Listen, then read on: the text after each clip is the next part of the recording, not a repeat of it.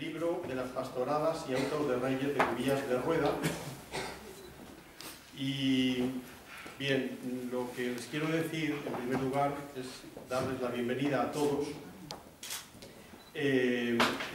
a esta presentación del libro de las pastoradas y autos de Reyes de Cubías de Rueda y otras obras de Nicolás Miñambres, que hemos publicado en la colección Cuadernos del Museo Etnográfico de León, que edita la Diputación a través del Instituto Leones de Cultura.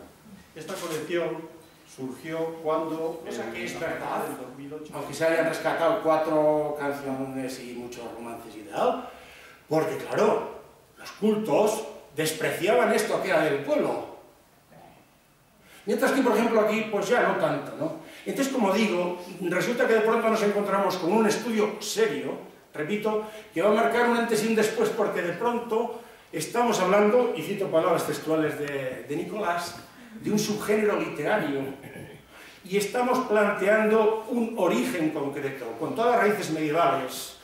No sé si agradecerle que nos haya dado la razón en que estos son autos del 19, pero bien, una tradición medieval, obviamente, pero nuestros autos son del 19, como otra serie de ellos que hay por ahí. Y que ha estudiado otra cosa para mí importantísima. Esto no es del pueblo. Esto es de autores concretos, como suelo decir yo. El pueblo no inventa nada.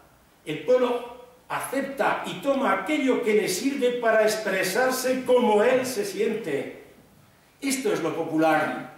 Lo popular no es aquello que no se sabe de dónde viene, esa cultura romántica que parece que permanece de una forma etérea, fiel siempre a sí misma. No, no, no, no, no. Lo popular y la cultura popular es buena y es del pueblo porque el pueblo la va adecuando. Por aquella de Manuel Machado, hasta que el pueblo las canta, las coplas no son, ¿no? Bien, pues aquí tenemos autores de carne y hueso con un contexto cultural y religioso. A mí me parece impresionante, por eso digo que estamos ante un antes y un después. A partir de ahora, el que haga estudio de los ejemplares de las pastoradas tendrá que seguir un modelo parecido a este. Y sobre todo, que se haya hecho un estudio literario y que se haya hecho un estudio estilístico y que se hayan hecho estudios académicos, porque esto es lo que da la gran validez al pueblo. De esta manera, nosotros tenemos ya un acervo cultural leonés para seguir trabajándole, para que la gente siga representando, para que cada uno lo haga como lo ha hecho siempre, ¿no? A su estilo, iba a decir, según le pide el cuerpo. Y esto es, desde mi punto de vista, lo que va creando la seriedad del leonesismo cultural. El segundo, la segunda etapa, o la segunda fase, como les digo, lo que acabo de contarles, la adquisición de esos 2 cuadernos, que no hace falta ser un gran experto ni tener mucho ojo clínico o investigador para comprobar que eran obras realmente valiosísimas. Las compramos, yo estuve leyéndolas, repito, se las pasé a José Luis Alonso Poma para que me confirmara un poco el entusiasmo que yo había descubierto, el entusiasmo lector al leerlas, y ciertamente me lo confirmó y me animó a que trabajara sobre ellas. Cuando yo empecé a trabajar, sigo con otras personas, la obra, los 2 cuadernos son muy distintos. El primero, que tiene 216 páginas, incluye 3 pastoradas y 3 autos de Reyes, que abarcan cronológicamente de 1875 a 1878, clarísimamente puesto. Lo más llamativo quizá era, aparte de la calidad de la obra, que alterna muchísimo entre lo cultural, lo religioso, lo cultural de alta escuela, con lo muy popular, con los villancicos más populares que ustedes pueden imaginar y recordar. Lo curioso es que ocurría una cuestión de onomástica de autoría.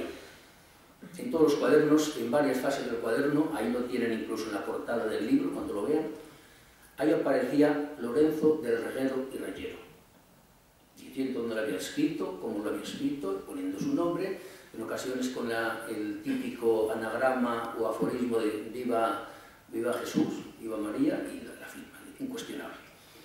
Claro, eso yo creo que en pastoradas es muy raro que aparezca. Los expertos consideran que él es autor, y además lo dice bien claro, lo escribió, Los expertos consideran que hay que entender que Lorenzo del Reguero y Reyero es un copista. Bien, puede ser un copista.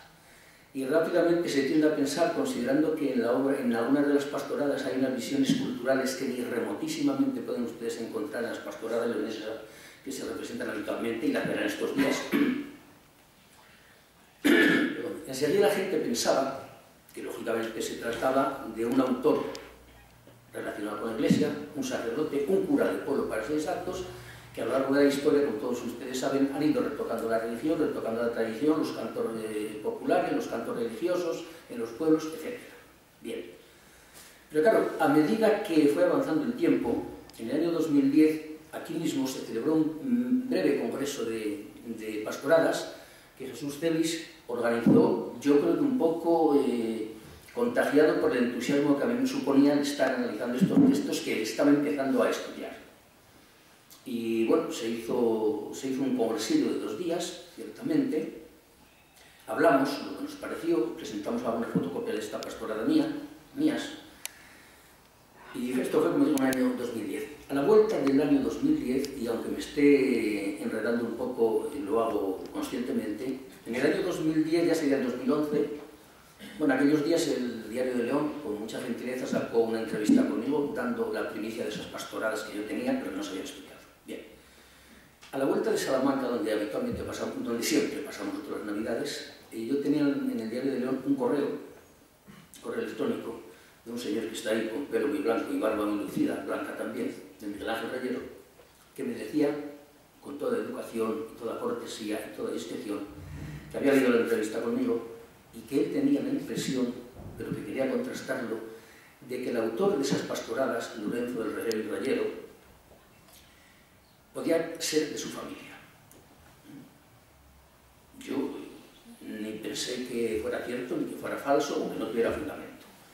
Entonces, lógicamente, lo que hicimos fue muy claro, quedamos, él vive en Oviedo, Miguel Ángel vive en Oviedo, quedamos aquí en León un domingo, y entonces él apareció, bueno, estuvimos tomando un café, y apareció con su padre Ireneo, que está allí en la tercera fila. Nos conocimos. Yo llevé las pastoradas, la segunda vez las saqué de casa. Llevé las pastoradas y autos de Reyes, y estuvimos charlando, y sí que le dije yo al principio a Ireneo, cuando nos presentamos, bueno, que yo era catedrático de literatura en el Liceo Séptima, de cuyo claustro hay aquí un 90% de asistencia, por eso tiene mérito porque son amigos y compañeros, tiene mérito el auditorio. Bueno, y yo sí que ciertamente al ver a Ireneo, que lo dijo Miguel Ángel, a mí me pareció que su cara me sonaba. Pero bueno, esos son manías que uno tiene, todos tenemos, me recuerdan.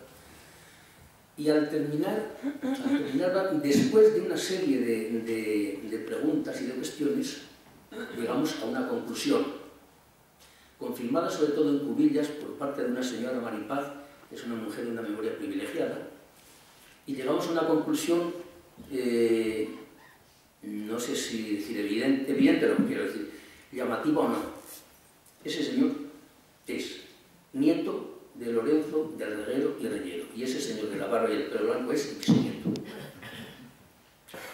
Pueden confirmarlo y pueden...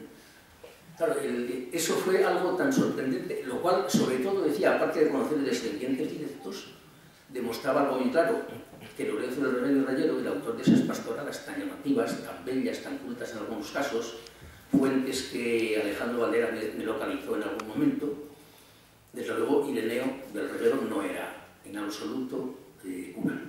Y a mí me sonaba porque había trabajado en el Liceo Séptima como de mantenimiento de carpintería, y Calixto Álvarez y mucha más gente que hay aquí lo conocíamos perfectamente, sobre todo por su parsimonia y llevar siempre una faria colgando de los labios, que es como hay que ir a trabajar. Eso fue la primera cuestión. Bueno, eso fue así. Cuando leí el segundo cuaderno, estuve estudiando el segundo cuaderno es muy curioso, porque en el comienzo ya lo firma, vamos a utilizar afectivamente el término, un cura de aquella zona de Cubillas de Rueda, como religiosas las pastoradas. El segundo cuaderno es muy breve, incluye una pastorada facticia, es decir, una pastorada hecha con recortes, copiando del primer cuaderno que conocía. Copiando el primer cuaderno, el cura Gregorio Ferreras, el cura de los nombres raros, y estoy seguro de que aquí alguien habrá oído hablar de él, el cura de los nombres raros, porque es increíble. Ese era el autor de la pastorada del segundo cuaderno, como digo, hecha con recortes del primero, con la particularidad de que maneja otra fuente porque hay ciertas escenas que no están en el primer cuaderno. Bueno, don Gregorio Ferreras fue, por tanto, además Gregorio Ferreras dice claramente, vuelve a decir, Lorenzo el Reguero escribió esta obra y estos versos están sacados, dice así, del cuaderno primero. Se va enlazando todo eso, es como las cerezas tirando una, van saliendo más cerezas. Entonces, visto esto, yo fui a Cubillas de Rueda a hacer un poco de trabajo de campo. Conocí a Calixto Sánchez Tejerina, cuya asistencia le ha sido imposible porque tenía una reunión de antiguos sacerdotes en Marsella a las 9, no creo que pueda llegar ni al final, pero bueno. Calixto Sánchez Tejerina me puso en contacto con gente del pueblo y sobre todo me descubrió que un sacerdote, don Fabián Castaño, a quien he estado visitando hoy porque no estaba en su casa y el hombre ha empezado a residir en una residencia sacerdotal, he estado con él esta mañana a llevar un ejemplar que no lo utilizaba. Don Fabián Castaño, un cura que había estado en Cubillas de Rueda, había publicado, como hacíamos las tesinas, Salvador sabe muy bien, y más gente que está aquí, mecanografiadas e impresas, encuadernadas de forma elemental.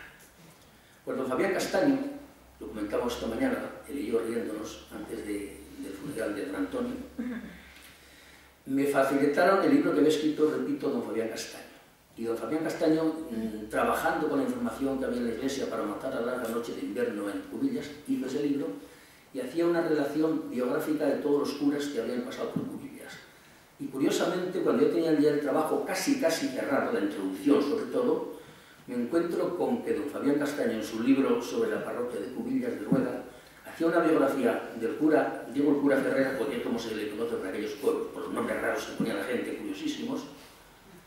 Hacía una biografía de 16 páginas de Gregorio Ferreras, con lo cual el segundo cuaderno ya tenía una consistencia humana extraordinaria porque el personaje que había hecho el segundo cuaderno, que además lo firmaba con una letra escrita en color malva preciosísima, pues ya quedaba perfectamente localizado.